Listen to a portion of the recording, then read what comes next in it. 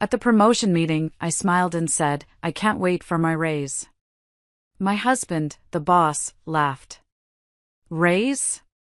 Oh no, I gave it to your sister." HR confirmed I wasn't even considered. My sister grinned, forgot to mention it. That afternoon, I cleared my desk. But what I did afterward? Nobody saw it coming. Hello everyone. Thank you for being here with me today. Before I begin my story, I'd love to know which city you're joining us from. Please feel free to share in the comments. Now, go ahead and get comfortable. Pour yourself a cup of coffee, or maybe some tea.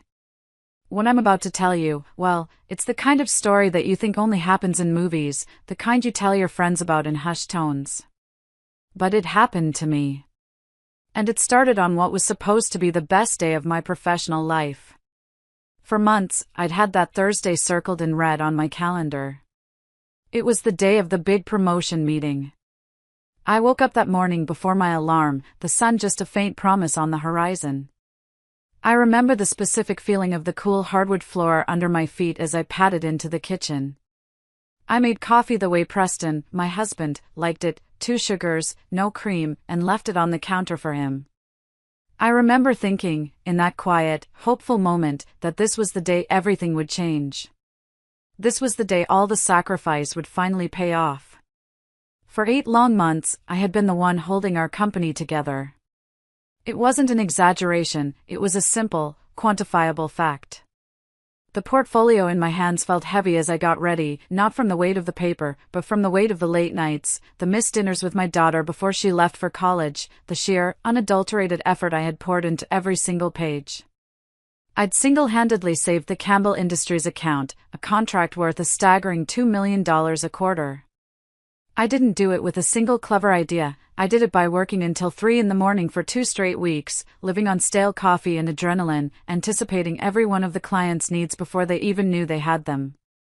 I had personally managed the Morrison Hotel's crisis, flying to 3 different cities in 48 hours to do damage control before the story ever hit the press.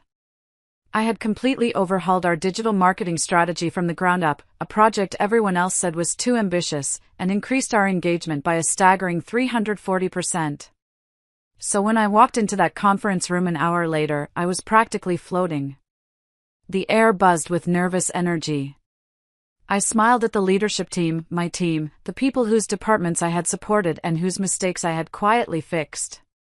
My eyes landed on my husband, Preston, sitting at the head of the long mahogany table. He was the boss, the CEO, the man I had built this company with, the man I'd been married to for 12 years. I caught his eye, gave a little wink meant just for him, and said, with a laugh in my voice that was full of anticipation, "I can't wait for my raise." A few people chuckled politely, the sound echoing in the high-ceilinged room. But Preston just laughed. It wasn't a warm, shared laugh. It was hollow, distant. Amused. He looked up from his phone for the first time since I'd walked in, a device that seemed permanently attached to his hand these days, and the expression on his face made my chest tighten into a cold, hard knot. It wasn't pride. It wasn't approval. It was pure, undisguised amusement, and it was at my expense. He set down his phone with a deliberate, theatrical slowness that made the air in the room feel thick and hard to breathe. "Raise," he said, his voice carrying across the silent room. "Oh no, Lorraine. I gave it to your sister." The fluorescent lights overhead suddenly felt too bright, too harsh, like an interrogation lamp. They illuminated every face turned toward me, a gallery of pity, discomfort, and morbid curiosity. My sister. Cassidy. My younger sister, the one I had helped with her homework, the one whose first resume I had written, the one I had personally recommended for an entry-level position here 3 years ago as a favor.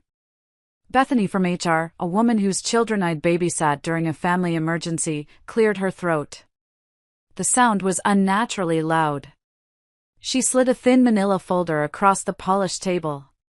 It stopped a few inches from my portfolio.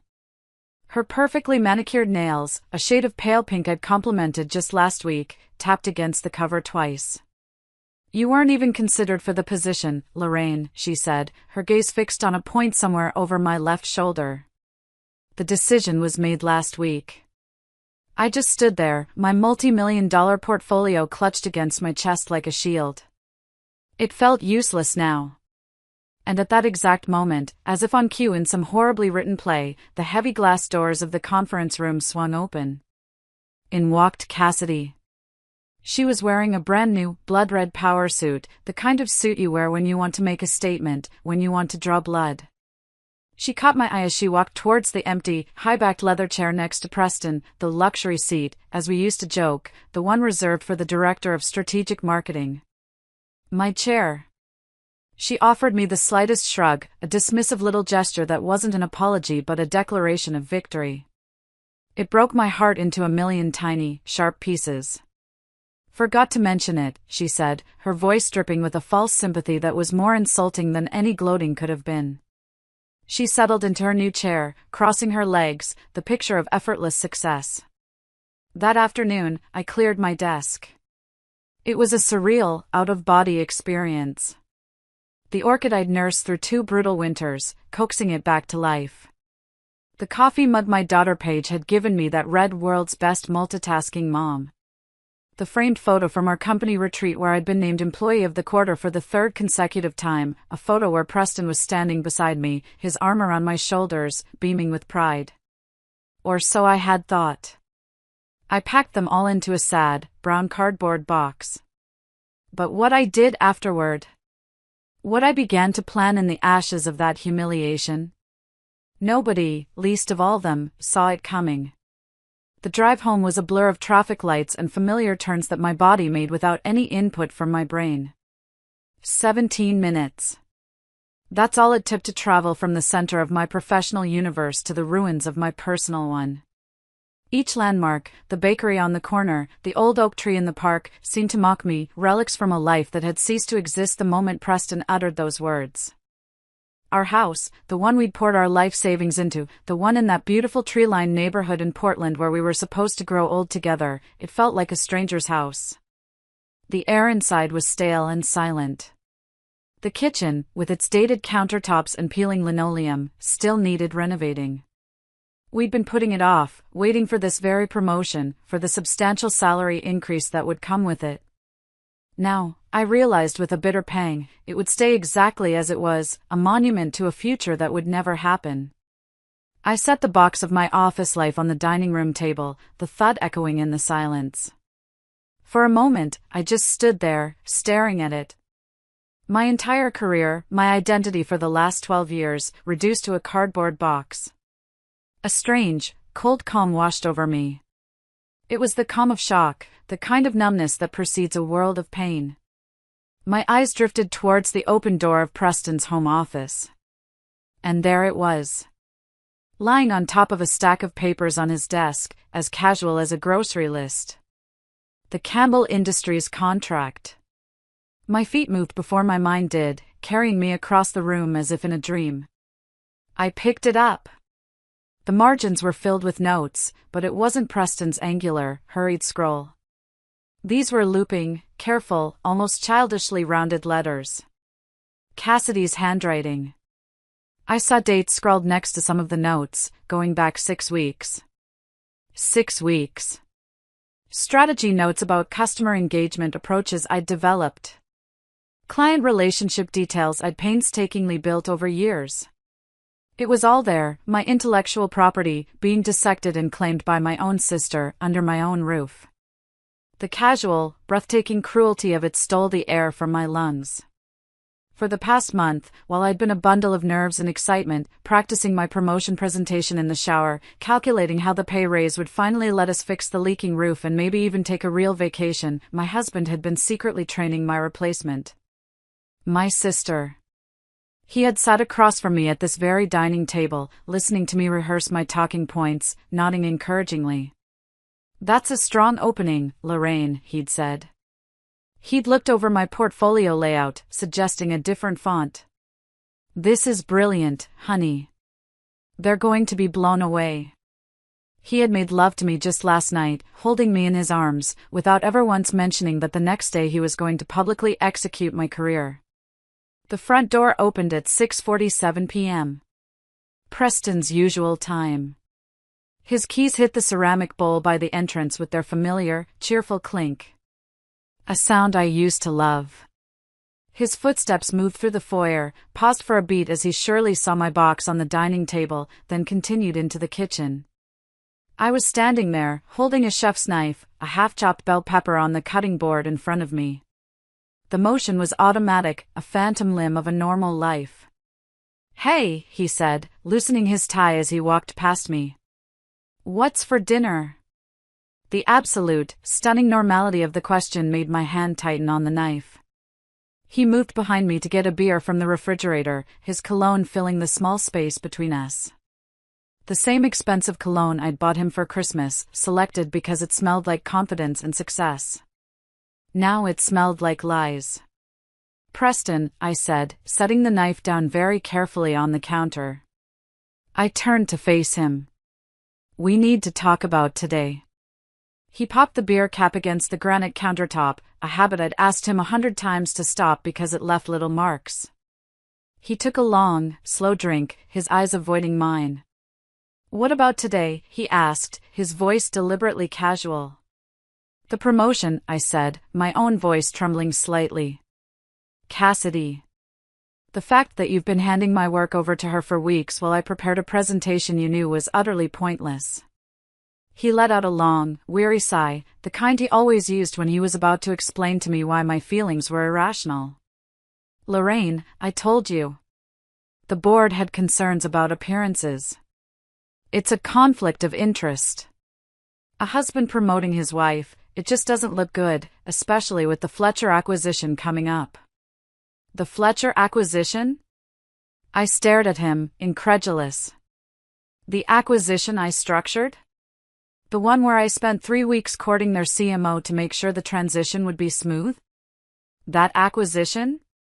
Which is exactly why we need someone like Cassidy in that role," he said, taking another swig of beer. "Someone without personal connections that could be seen as a conflict." "Someone like Cassidy," I repeated, my voice dripping with sarcasm. "The woman who asked me last week what ROI stands for? She's leading a multi-million-dollar acquisition? She's using my frameworks, my client relationships, taking credit for campaigns I built at 3 a.m. while you slept peacefully beside me. That's how business works, Lorraine," he said, his voice flat and cold. There was no apology in his eyes, no flicker of guilt. Just the cold, hard wall of his decision. "You knew there would be complicated situations when we got married." Just then, the doorbell rang. Sharp. Intrusive. It made us both jump. It rang again, followed by a series of quick, impatient knocks. "I'll get it," I said, my voice barely a whisper. I needed to escape the suffocating air in that kitchen. I walked to the front door and pulled it open, expecting a package delivery, a neighbor, anyone but the person standing on my porch. It was Cassidy. She changed out of her red power suit and was now in a ridiculously expensive set of yoga clothes that probably cost more than my first car. Her smile was different now, brighter, more genuine, like we were just two sisters, best friends about to go grab coffee. "Hi, Lorraine. Hope I'm not interrupting dinner," she chirped, her eyes flicking past me into the house. Behind me, I heard Preston's footsteps approaching. "Cassidy? What are you doing here?" "You left this at the office," she said, pulling his personal laptop from an oversized designer purse. She wasn't talking to me. She was talking to him. "You said you needed it for the Fletcher presentation tomorrow morning." She handed him the laptop. Their fingers brushed in the exchange. It was a small, insignificant gesture, but it was practiced. Familiar. Intimate. My stomach turned over. "Thanks," he said, his voice a little too tight. "I completely forgot." "No problem," she said, her gaze finally settling on me. About tomorrow's presentation, should I use Lorraine's deck as a starting point, or just create something fresh? Create something fresh, Preston said, without a moment's hesitation. We need a new perspective. Her attention shifted to me fully then, her face a perfect mask of corporate sympathy. Lorraine, I'm really, truly sorry about today. I know it must have been unexpected. But I'm sure you understand, deep down, that it's what's best for everyone. The perfectly chosen, meaningless, soul-crushing words. I just smiled. The same polished, professional smile I had perfected in 1,000 hostile meetings. Of course, Cassidy, I said, my voice perfectly, terrifyingly even. I understand perfectly. After she left, a trail of expensive perfume lingering in the air, Preston closed the door and turned to me, a look of strained reasonableness on his face. See? She's just trying to be professional about this whole thing. Professional? I repeated, the word tasting like poison in my mouth. Is that what we're calling showing up at my house and revealing workout clothes to deliver a laptop you could have easily survived without until tomorrow? Don't make this something it's not, he warned, his voice low. But I was already walking away, heading upstairs.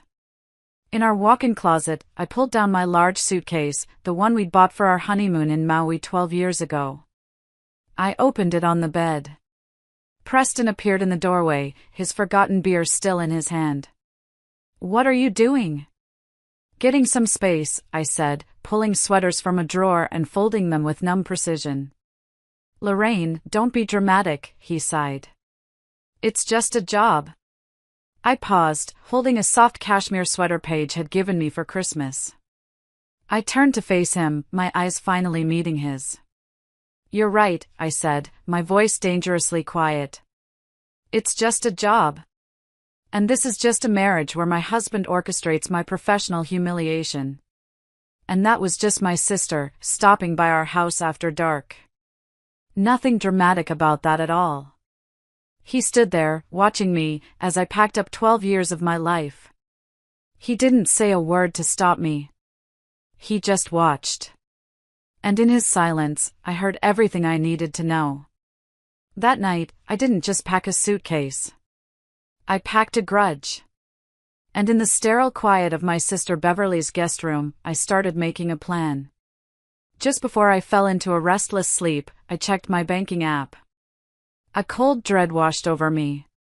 The joint savings account, the one containing the bulk of our liquid assets, had a balance of 0. He had transferred everything out. And then I saw the email notification from the bank. Subject, account closure request processed. He hadn't just pushed me out of the company. He had locked me out of my own life. My first night of exile was spent at my older sister Beverly's house. She opened the door, took one look at my face and the suitcase in my hand, and simply pulled me into a fierce hug. She didn't ask questions, just led me to her guest room, a quiet, peaceful space that felt like a sanctuary. But sleep wouldn't come. I lay on the clean, crisp sheets, staring at the unfamiliar ceiling, the full weight of my new reality crashing down on me. I had no job. My marriage was a lie. My own sister had orchestrated my downfall. And now, I had no money. Preston had been methodical. He hadn't just blindsided me, he had financially crippled me. The next morning, driven by a desperate, foolish hope, I did the one thing I thought I could still count on. I called my parents. I just needed to hear my mother's voice, to be told that this was all a terrible mistake, that they were on my side. Mom? I said, my voice cracking, betraying the calm facade I was trying to maintain. Something terrible happened. I laid it all out in a torrent of choked words, the meeting, Preston's coldness, Cassidy's smug smile, the years of my work just handed over like a party favor. I told her about the frozen bank account, the feeling of absolute devastation. I waited for the explosion of maternal rage on my behalf, for the sympathy, for the promise that she and Dad would be on the next flight out to Portland. Instead, there was a long, heavy silence on the other end of the line. A silence so profound I thought the call had dropped. Lorraine, my mother finally said, her voice strained and thin. Are you absolutely sure you're not overreacting? The blood drained from my face. I felt dizzy. Overreacting? Mom, he gave my job to Cassidy in front of the entire leadership team. He locked me out of our savings. Well, she said, and I could hear the faint, rumbling murmur of my father in the background, coaching her. Preston is a very successful man. A CEO. He's under a lot of pressure. He must have his reasons. And Cassidy, she's always looked up to you so much. Maybe you should see this as a chance for you to mentor her, to guide her. I couldn't form words. My throat closed up. Mentor her? Mom, she conspired with my husband to steal my career. They're having an affair. The words tumbled out before I could stop them. Now, Lorraine, don't use such dramatic, ugly language, my mother chided, her voice turning sharp. You have no proof of that. You've always been so ambitious, so intense. It can be a lot for a man to handle. Maybe this is a sign you should slow down, focus on being a wife. Cassidy is just better at being supportive. She knows how to make a man like Preston feel important. Perhaps you should learn a little from your sister, know how to be softer, more agreeable with your husband. I hung up the phone without saying goodbye. It felt like I'd been slapped, harder than any physical blow. It wasn't just a betrayal from my husband and my sister anymore. It was from my own parents. They had chosen a side, and it wasn't mine. They had always favored Cassidy, the pretty, charming one, while I was the serious, driven one. I see now that my success hadn't made them proud, it had made them uncomfortable. It had highlighted everything Cassidy wasn't. That night, huddled in the safety of Beverly's guest room, I realized I was utterly, completely alone. The despair was a physical thing, a heavy blanket threatening to suffocate me. I cried until I had no tears left, until my body was just a hollowed-out shell of exhaustion and grief. This was rock bottom. This was the point where you either shatter completely, or you start to piece yourself back together into something harder, something sharper. And as the first gray light of dawn filtered through the window, a different feeling began to stir in the pit of my stomach, overriding the grief. It was rage. A cold, hard, clarifying rage. A rage that burned away the tears and left behind a core of pure, unadulterated steel. They had pushed me off a cliff into the darkest abyss. They just didn't realize they'd given me wings on the way down. Beverly's quiet suburban house became my war room. She was my rock, silently providing coffee, food, and the space I needed to think. My first challenge was a practical one. I was an army with no weapons. My access to the company servers had been revoked, my email locked, my digital life erased. But Preston had made one critical, arrogant mistake. He underestimated my memory. He knew I was a brilliant marketer. He'd forgotten that 15 years ago, when we were just a scrappy startup in a rented office, I was the one who designed and built our company's entire network architecture. I knew its back doors. I knew its forgotten pathways. I knew its ghosts, because I had created them. The local public library, with its rows of anonymous computers and free Wi-Fi, became my new office. The smell of old paper and floor polish was a strange comfort in the chaos. For 3 solid days, from the moment it opened until the moment it closed, I sat in a corner corral, nursing a single cup of lukewarm coffee from my thermos, my fingers flying across the grimy keyboard of a public computer. It was a painstaking, nerve-wracking race against time. I could feel their IT department, my old team, closing the loopholes, patching the very holes I was slipping through. My screen would flicker, a connection would be lost, and I'd have to find another way in, using old administrator passwords I'd set a decade ago and prayed no one had ever bothered to change. My heart pounded with a mixture of fear and adrenaline. Every time a librarian walked past, I was sure I was about to be caught. But on the 3rd afternoon, exhausted and almost ready to give up, I found it. It wasn't in the main marketing directory. It was buried deep in a partitioned server drive, mislabeled as Q3 financial audits. A folder so boring no one would ever look inside. But the name of the single subfolder made the hair on my arms stand up: Project Nightingale. It was a code name Preston and I had joked about years ago for a hypothetical palace coup. He was using our old inside jokes to hide his betrayal. My hand was trembling as I clicked it open. It was all there. A meticulous, cold-blooded plan to oust me, dating back nearly a full year. There were emails between Preston and Cassidy discussing my emotional overinvestment in clients as a critical weakness. There were falsified performance reviews I'd never seen, full of fabricated complaints from anonymous colleagues about my abrasive management style. There were detailed financial projections modeling the company's performance after my departure, with Cassidy at the helm. But it was the other files that made me physically ill. A subfolder labeled Travel and Entertainment. It was full of photos. Dozens of them. Preston and Cassidy at a leadership conference in San Diego, a conference I knew for a fact I was supposed to attend before Preston told me it was cancelled last minute due to budget cuts.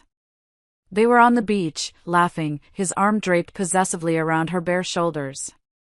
A picture of them kissing, the city lights of Chicago twinkling behind them, on the balcony of a hotel suite I knew for a fact was booked on the company dime. Receipts for dinners at restaurants that cost more than my monthly car payment, for jewelry, for weekend getaways. All meticulously filed under Client Entertainment. The download bar crept across the screen, agonizingly slow. 98%. 99%. My entire body was tense. Just as the transfer completed and the little icon appeared on my flash drive, the screen went black. A single, stark message appeared in white text: System alert, unauthorized access detected. Your IP address has been logged.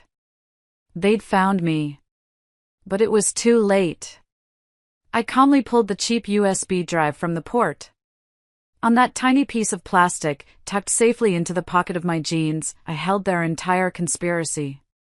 I walked out of that library, not as a victim, but as a hunter with a pocket full of ammunition.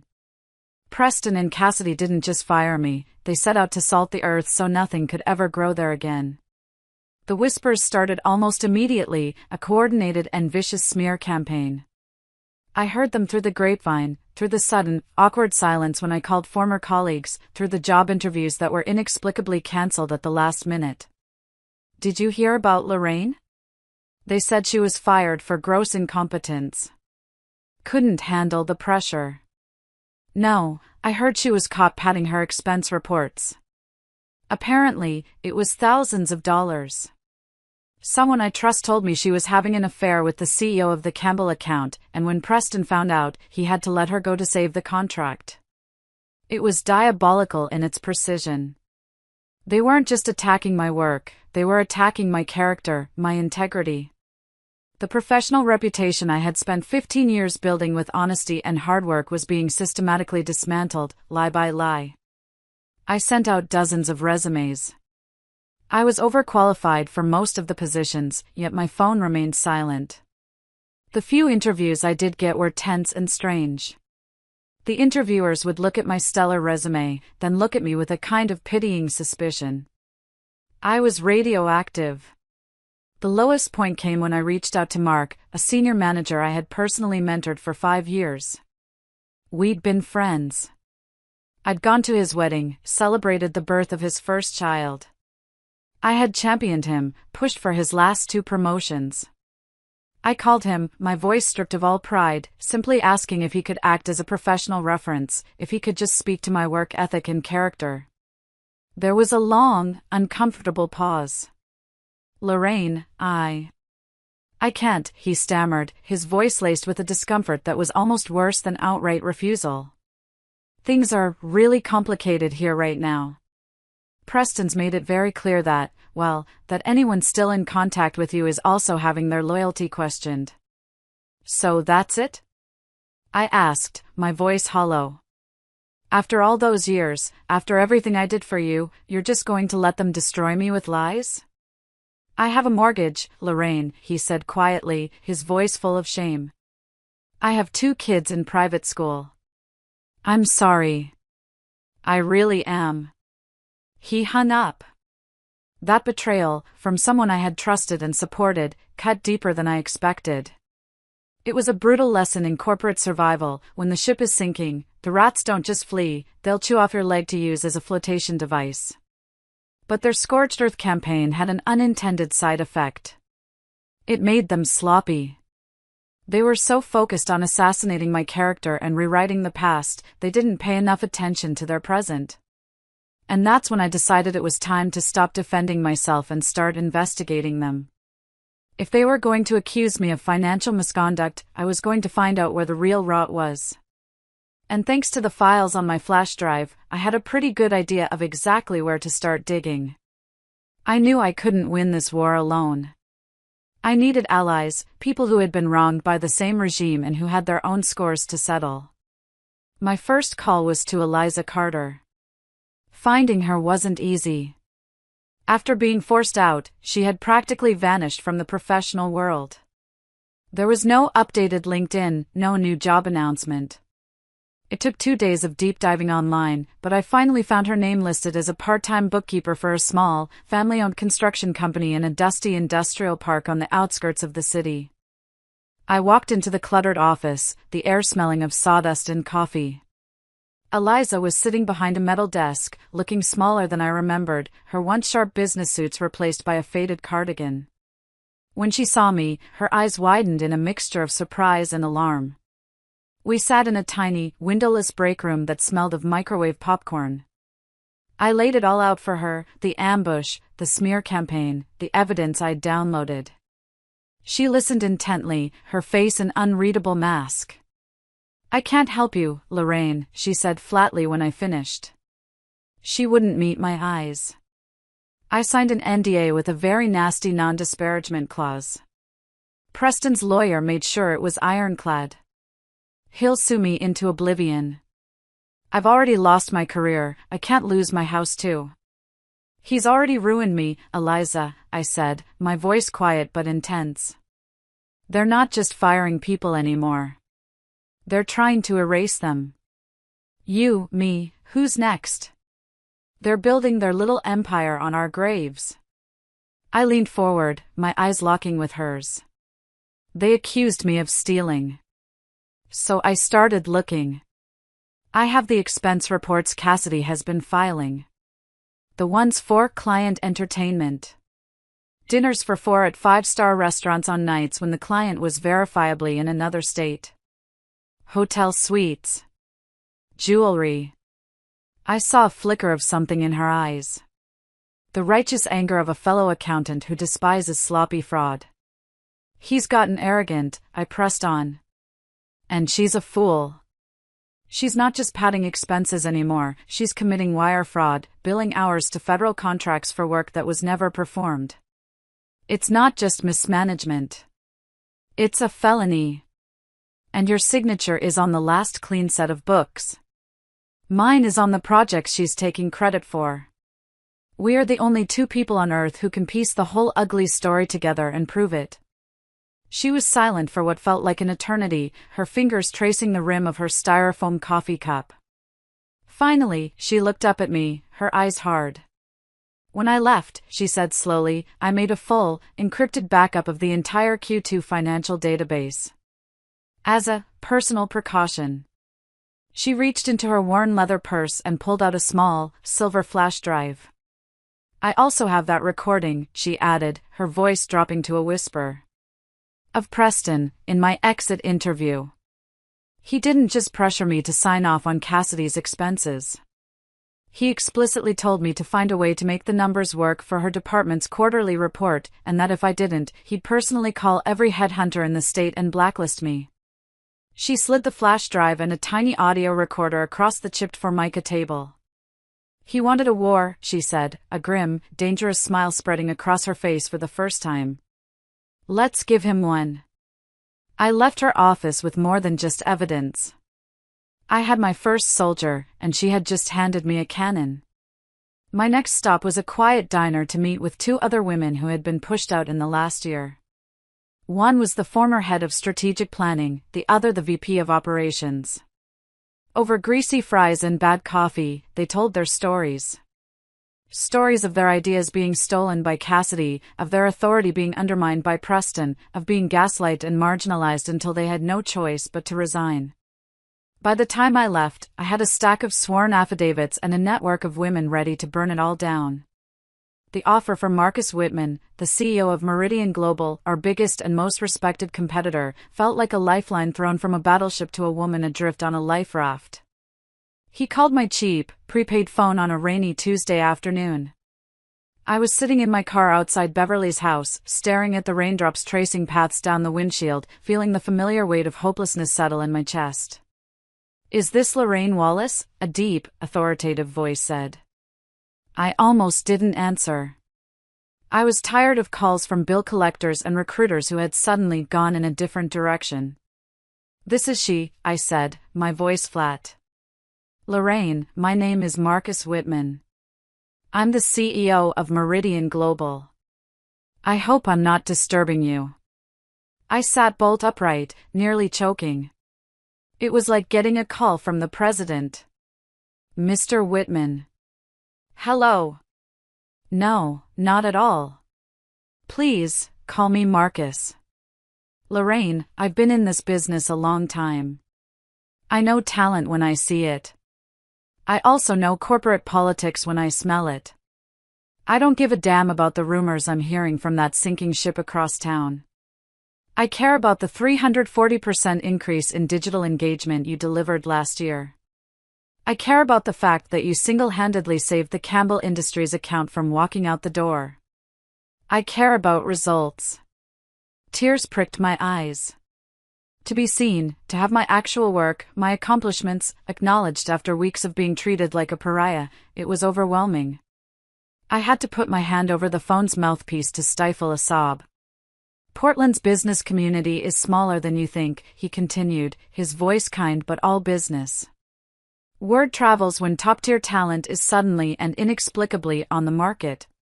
We're expanding our strategic marketing division. The position is director, but frankly, that's just a starting point. I'm offering you a starting salary that's 30% higher than what I imagine you were making, full creative control, and a budget to build your own team from the ground up." I was speechless. My mind was reeling. "There's one more thing," he said, and I could hear the smile in his voice. "I'll have my corporate lawyer look at your non-compete clause. Given the circumstances of your departure, which I suspect constitute constructive dismissal, I'm willing to bet we can drive a truck through it. You bring me 3 of your former major accounts, and I'll make you vice president within 6 months. What do you say, Lorraine? Are you ready to come play in the major leagues?" Standing in that dreary, rain-soaked driveway, I felt the first real spark of hope ignite into a blazing fire. This wasn't just a job. This was a platform. This was a war chest. This was redemption. "I accept," I said, my voice steady and clear for the first time in weeks. "When can I start?" "Monday," he said. "Welcome to Meridian, Lorraine. I think we're going to do great things together." I ended the call and let out a breath I didn't realize I'd been holding for a month. The game had just changed. I was no longer a desperate, unemployed woman fighting for scraps. I was the incoming director at Meridian Global. And I had an army to build. My next call was to my daughter, Paige. I had tried to shield her from the worst of it, feeding her vague assurances that I was just taking a break. But I needed her now. Not just for her emotional support, but for her skills. "Mom? You sound different," she said, her voice sharp with perception after I told her the news. "You sound like you again." "I have a fight on my hands, sweetheart. A big one. And I need your help." "Anything," she said without a moment's hesitation. Paige was a computer science major, a digital native who was brilliant and tech-savvy in ways I could only pretend to be. That night, over a long, encrypted video call, she became my technical advisor. She walked me through setting up multi-layered security for all my evidence, creating a dead man's switch that would release the files to a journalist if anything happened to me. If you're going to war, Mom, you need to protect your communications and your assets, she said, her yen face set with a grim determination that mirrored my own. Then she hesitated. Mom. I always knew something was weird with Aunt Cassidy. The way she'd laugh too loud at Dad's jokes, the way she always had to be the center of attention.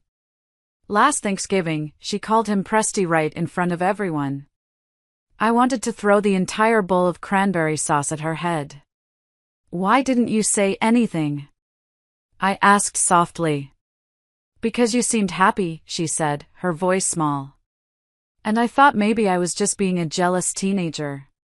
She looked up, her eyes meeting mine through the screen. But this isn't imagination, is it? No, baby, I said, my heart aching for the innocence she had lost. It's not. I now had my most important ally. The Wallace women were officially going to war. With a new job secured and my evidence safely encrypted and backed up in 3 separate locations thanks to Paige, it was time to move from defense to offense. Preston and Cassidy thought they were fighting a ghost. They had no idea I was about to bring the whole haunted house down on top of them. My first move was quiet, precise, and aimed directly at the heart of their power structure. It was an email, drafted and redrafted 17 times until every word was a perfectly sharpened, poison-tipped dart. It wasn't an accusation, it was an expression of grave concern regarding potential fiduciary mismanagement and its impact on shareholder value. I sent it from a secure, anonymous email addressed to a single, very carefully chosen recipient, Sterling Hayes, the longest-serving member of the board, a notorious stickler for ethics, and a man who personally despised Preston's flashy, corner-cutting style. The email didn't mention my name or my scandalous dismissal.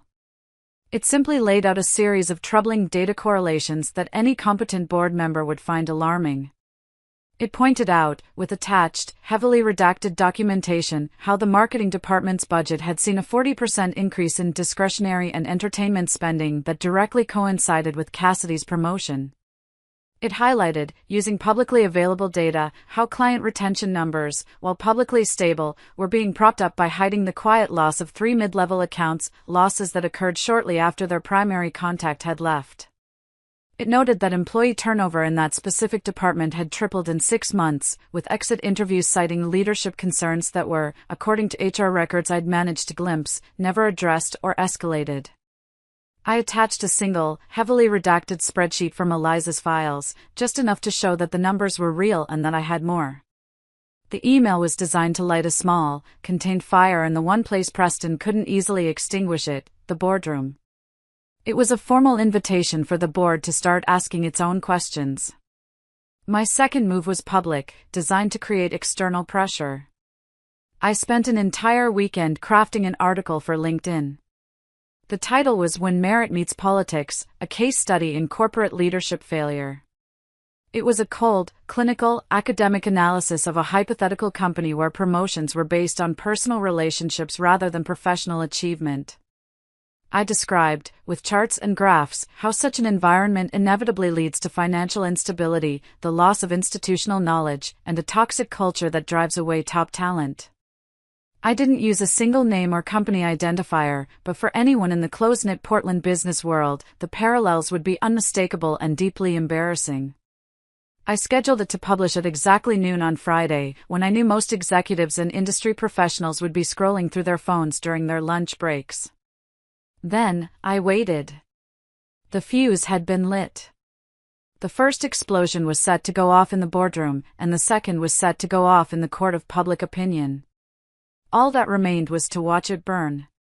The explosion happened faster and more spectacularly than I could have ever imagined. Sterling Hayes, as I'd predicted, was a man who hated loose ends and financial ambiguity. On Friday morning, he bypassed Preston entirely and used his authority as the lead independent director to call an emergency board meeting. My old colleague, Timothy, a sweet, hardworking kid I had mentored, became my eyes and ears, sending me a rapid-fire series of text messages that had my heart pounding. 7:43 a.m., emergency board meeting just called for 8 a.m. Agenda is listed only as urgent governance matter. Everyone is freaking out. 8:15 a.m., Preston and Cassidy just went into the boardroom. They look like they've seen a ghost. Preston was sweating. 9:02 a.m., they've called Bethany from HR in. The door is closed, but I can hear raised voices. Sterling Hayes is shouting. At exactly noon, as the chaos was unfolding behind closed doors, my LinkedIn article went live. Within 30 minutes, it had nearly 50 comments and had been shared over 100 times. But it wasn't just the numbers. It was the content of the comments. Women and men from across the industry started sharing their own stories of being passed over for the boss's unqualified son or the CEO's new girlfriend. The comment thread transformed into a viral, public therapy session for corporate betrayal and nepotism. My story had become their story. But at 2:17 p.m., the comment that mattered most appeared. The one that turned a brush fire into an inferno. It was from Robert Campbell, the powerful and widely respected CEO of Campbell Industries, our most valuable client. He wrote, simply, an insightful and troubling analysis. Leadership transitions should never compromise project continuity or client relationships. I am becoming concerned about recent changes affecting our account management. I would appreciate a direct conversation with Lorraine Wallace regarding the ongoing campaigns she initiated. He had tagged me. Publicly. It was a kill shot. My cheap, prepaid phone rang within minutes. It was Robert's direct line. Lorraine, he said, his voice grim and devoid of pleasantries. I just found out about your departure this week. This is unacceptable. We have $2 million a quarter invested in strategies you personally developed. I just had a deeply unsettling call with Cassidy. She couldn't answer a single basic question about our target demographics for Q4.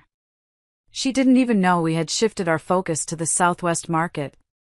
I'm sure she'll get up to speed, I said, my voice a perfect model of professional neutrality.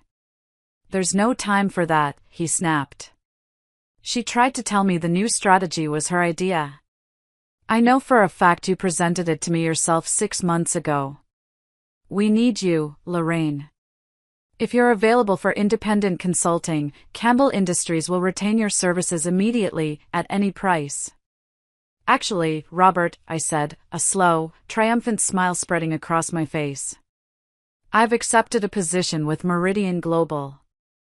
I start on Monday. There was a stunned pause on the other end of the line, then a hearty, booming laugh. Marcus Whitman finally made a smart move. Good for him. Good for us. Expect a call from my legal team first thing Monday morning. We're moving our account. The first domino had just fallen. And it was a big, multi-million-dollar one. If you're still listening to this, and I truly hope you are, would you do me a small favor? Just like this video and type the number 1 in the comments below. It helps more than you know. It tells me that you're here with me on this journey, that my story matters. It's a huge encouragement for me to keep going. So please, just type the number 1 so I can see you. And now, let me tell you what happened next. After Robert Campbell's call, the dam broke. It was a flood. By 4 p.m., my phone, which had been silent for weeks, was buzzing incessantly. 2 more major clients, Morrison Hotels and Pinnacle Brands, had seen Robert's public comment on LinkedIn and called Preston directly, threatening to pull their multi-million-dollar contracts. They both specifically cited the unacceptable and unexplained loss of their primary strategic contact, me. Preston, clearly in a full-blown panic and demonstrating the poor judgment that was about to become his trademark, did something incredibly stupid. He had Cassidy send out a company-wide email. In it, she attempted to take sole, explicit credit for every major success the company had had in the past year. The Campbell Industries relationship, the Morrison Hotels crisis resolution, the digital marketing overhaul that had won us 2 industry awards. It was a desperate, blatant, and easily disprovable lie. What she didn't realize, what neither of them knew, was that I was 1 step ahead. Earlier that morning, anticipating a move like this, I had sent a little care package from a secure email address to my personal contacts, the VPs of marketing, at each of those client companies. The package contained the original, unalterable project files, complete with embedded metadata showing my name as the author and a full revision history tracking my work over months. Her email didn't make her look like a leader taking charge. It made her look like a fraud and a fool. Around 6:30 p.m., I was in Beverly's quiet guest room, packing the few things I had into my suitcase, preparing for my new life that would start on Monday. I heard a car screech to a halt outside, followed by the sound of a car door slamming. It was Preston. He didn't knock. He stormed up the walkway and pounded on the door like he was trying to break it down. Beverly opened it, a formidable, protective presence, blocking his path. "You are not welcome here, Preston." "I need to talk to my wife," he seethed, his face pale and blotchy, trying to push past her. I walked to the doorway, calm and composed. "There's nothing left for us to say." His eyes, when they met mine, were wild with a desperation I'd never seen before. "Lorraine, please," he begged. "You have to stop this. You have to call Robert Campbell back. Tell him it's all a misunderstanding. You're destroying everything we built." "No, Preston," I said, my voice as cold and hard as steel. "I'm not destroying what we built. I'm watching you destroy what you and my sister stole." He flinched as if I'd physically slapped him. "That's not fair," he whimpered. "Fair?" I laughed, a bitter, sharp sound that held no humor. "You want to talk about fair? Was it fair when you humiliated me in front of my colleagues? Was it fair when you conspired with my own sister to ruin my career and my reputation? Was it fair when you locked me out of my own bank account and left me with nothing, not even enough for a proper divorce lawyer?" He actually had the gall to look shocked, as if this thought had never occurred to him. "That was Cassidy's idea," he blurted out, his voice rising in panic. She said if we didn't cut you off financially, you'd try to fight back, try to take half of everything. She was just trying to protect the company." The ease with which he threw her under the bus was sickeningly predictable. He wasn't a king. He was just a coward who had briefly worn a crown. "She is not some random girlfriend, Preston. She is my sister," I spat the words at him. "And you are my husband. Or at least, you were." "Lorraine, please," he begged, his voice cracking, all pretense of power gone. He was just a scared little man watching his world crumble. "I'll give you the promotion. I'll give you a 50% raise, right now. I'll fire Cassidy tomorrow morning. We can fix this. We can go back to how it was." I just looked at him, at this pathetic, broken man groveling on my sister's doorstep. And I felt nothing. The love was gone, the anger had cooled, and all that was left was a vast, empty pity. "It's too late," I said softly, but with absolute finality. "I've already accepted a position at Meridian Global. And Campbell Industries, Morrison Hotels, and Pinnacle Brands? They're coming with me." I took a step back from the door, a silent dismissal. "You should probably go home and talk to your lawyer, Preston. I have a feeling you're going to need one." Beverly, without a word, closed the door gently but firmly in his face. The war wasn't over. But I had just won the decisive battle. Monday morning at Meridian Global felt like stepping through a portal into a different universe. The building itself was a statement, gleaming glass and steel that soared into the Portland sky, a testament to success built on competence, not connections. The lobby was filled with light and the quiet hum of purposeful activity. My new office was a corner suite on the 22nd floor, with floor-to-ceiling windows that looked out over the entire city. On clear days, you could see the majestic, snow-capped peak of Mount Hood. It was a view that promised perspective. On the expansive mahogany desk sat a simple, elegant nameplate, Lorraine Wallace, Director of Strategic Marketing. Not someone's wife, not someone's afterthought. Just my name. My achievement. I sat down in the soft, expensive leather chair, ran my hand across the smooth, clean surface of the desk, and for the first time in what felt like a lifetime, I took a deep, shuddering breath and felt it fill my lungs. The work was a whirlwind, but a wonderful one. My old clients, true to their word, began the process of transitioning their multi-million-dollar accounts. Marcus Whitman was a true leader. He gave me his full support, the resources I needed, and then got out of my way and let me do my job. My new team was a hand-picked group of smart, dedicated, and respectful professionals. They listened to my ideas, challenged them constructively, and executed them brilliantly. They respected me, not because I was married to the boss, but because my strategies worked.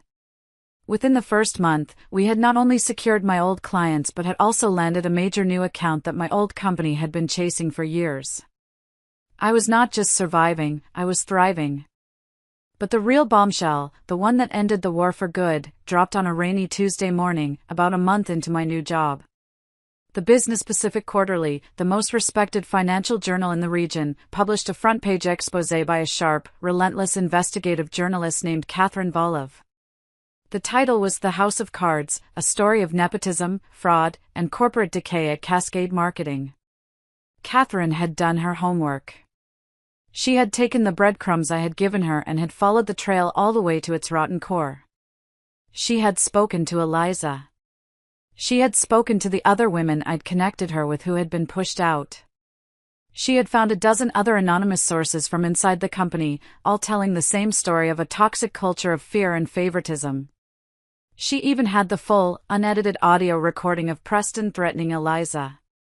The article laid out, in meticulous, damning detail, the financial irregularities, the fraudulent expense reports signed by Cassidy, the culture of lies, and the mass exodus of talent. The article never mentioned my name once. I had insisted on it. But it painted a devastatingly clear picture, a once prominent Portland marketing firm being run into the ground by an incompetent, arrogant CEO who had promoted his unqualified mistress, who also happened to be the sister of his highly competent, recently departed wife. The fallout was immediate and catastrophic. The company's stock, which was publicly traded, plummeted 40% in a single day of trading. The remaining board members, led by a furious Sterling Hayes, forced Preston to resign in disgrace to avoid a shareholder lawsuit. Cassidy was fired unceremoniously, escorted out of the building by security with a single box of her belongings, a perfect, poetic echo of my own departure. I received a text from my daughter Paige that afternoon.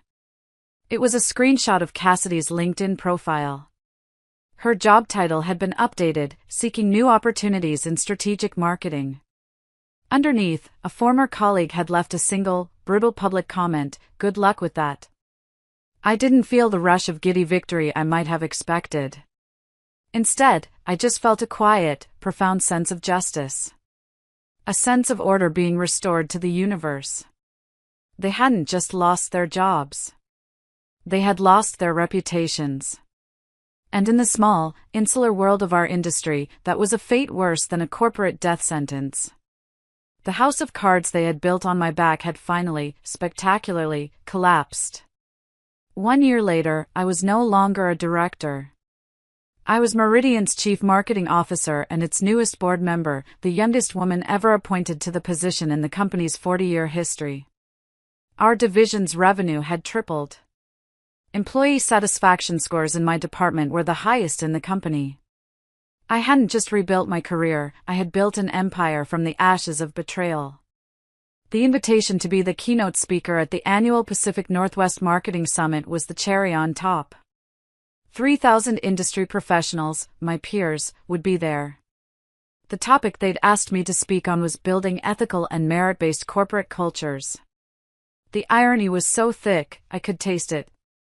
Standing backstage in the wings, I adjusted the small microphone on my lapel and peeked through the heavy velvet curtain. The auditorium was a vast, cavernous space, packed to the rafters. And then I saw him. 7 rows back, on the aisle. Preston. He looked diminished. That was the only word for it. His once perfectly tailored suit now hung loosely on a frame that had lost a lot of weight. His hair was more gray than I remembered, and his posture was stooped, carrying the invisible weight of failure. He wasn't the powerful, arrogant CEO anymore, he was just another man in a crowd, desperately trying to look like he belonged. Our eyes met for a fleeting second across the crowded room, and he quickly looked down at his program, his face flushing. When they announced my name, the applause was thunderous. It washed over me as I walked onto the stage, into the warm, bright lights. I looked out at the sea of faces, at the people who had once whispered rumors about me, and I felt a profound sense of peace. 2 years ago, I began, my voice steady and clear, carrying to the furthest corners of the room. I believed that hard work guaranteed recognition. I believed that excellence would always triumph over politics. I believed that the people closest to us, our family, would be the ones to champion our success, rather than steal it. I paused, letting the words hang in the air, letting the weight of them settle. I was wrong. And that painful, public lesson taught me something invaluable. Meritocracy isn't something that just happens naturally. It's something we have to build, protect, and defend, fiercely, every single day. For 45 minutes, I laid out my blueprint for success. I shared case studies from Meridian's incredible growth, I talked about creating environments of psychological safety, I spoke about the tangible, bottom-line value of integrity. I never mentioned his name. I never mentioned his company. I didn't have to. Everyone in that room knew the story behind the story. The standing ovation lasted 4 full minutes. As I walked off stage, my heart soaring, my phone buzzed in my pocket. It was a text from an unknown number. From him. Lorraine, please. 5 minutes. I just need to explain. To apologize. I looked at the message for a long moment. Then, I deleted it without responding. There was nothing left to explain. There was nothing left to apologize for. He was part of my history, not my destiny. A few weeks later, Marcus Whitman called me into his office.